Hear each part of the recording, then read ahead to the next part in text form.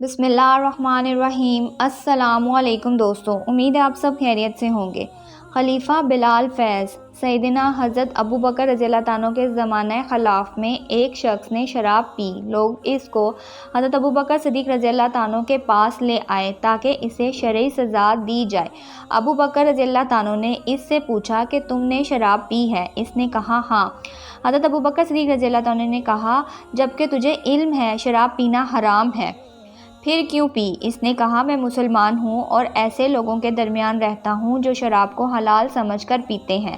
اگر مجھے یہ علم ہوتا کہ شراب پینا حرام ہے تو میں ضرور التجا کرتا۔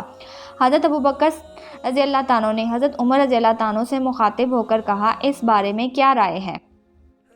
حضرت عمر رضی اللہ عنہ نے عرض کیا کہ حضور اس مسئلے کا حل میرے ذہن میں تو کچھ نہیں، اس سلسلے میں حضرت علی رضی اللہ عنہ سے رجوع کرنا چاہیے۔ چنانچہ حضرت ابو بکر رضی اللہ عنہ اور حضرت عمر رضی اللہ عنہ دوسرے حاضرین کے ساتھ حضرت علی رضی اللہ عنہ کے ہاں تشریف لے آئے اور آپ کے سامنے واقعہ بیان کیا۔